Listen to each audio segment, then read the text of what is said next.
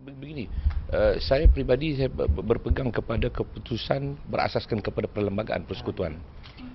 Kalau kita duduk dalam negara kita tidak berpegang pada perlembagaan, siapa lagi yang harus menjunjung perlembagaan negara kita? Jelas perlembagaan mengatakan bahawa hak untuk menentukan agama anak itu ialah hak salah seorang ibu ataupun ayah kepada anak ini. Kalau ayah itu telah memeluk Islam, anak itu bin ayahnya, maka ayahnya bertanggungjawab untuk menentukan hak agama anak ini. Jadi bagi saya bahawa ini bukan soal kita nak menafikan hak orang bukan Islam ataupun tidak. Ini soal hak ayah. Ya, human right mana-mana pun tidak boleh merampas hak ayah.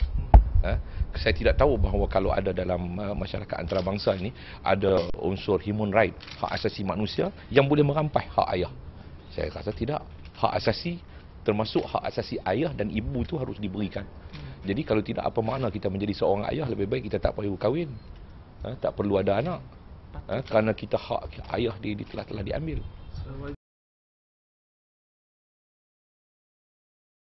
Kabinet sudah nak menjadi hakim dan kabinet juga nak menjadi mufti. Mereka tidak pernah berbincang dengan majlis fatwa, tidak pernah berbincang dengan mufti. Sepatutnya bagi saya bahawa mereka harus ada perbincangan dulu untuk kita cari apakah angle yang boleh mengatasi masalah yang dianggap sebagai masalah kronik. Sebab itu saya punya tanggapan bahawa sebenarnya bahawa keputusan itu lebih kepada ada agenda politik jahat untuk menimbulkan create satu suasana melalui provokasi isu ini supaya orang Islam marah dan orang bukan Islam melihat bahawa government lebih baik, government yang ada lebih baik daripada government in waiting, iaitu Pakatan Rakyat, kemungkinan untuk dilihat PAS dan sebagainya.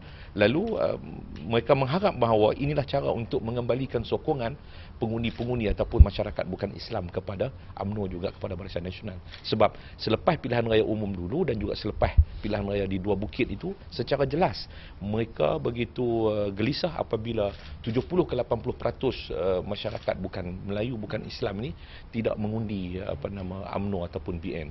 Jadi saya katakan bahawa satu perbuatan yang tidak bermoral lah, menggunakan agama, isu agama ini untuk politik, menggunakan isu agama untuk kepentingan politik. Jadi saya harap bahawa masyarakat Islam juga harus bertenang. Bertenang, kita tidak mahu timbul satu keadaan yang gawat yang akhirnya kita terperangkap dalam satu satu jebak politik yang dilakukan oleh kepentingan politik sempit UMNO Barisan Nasional.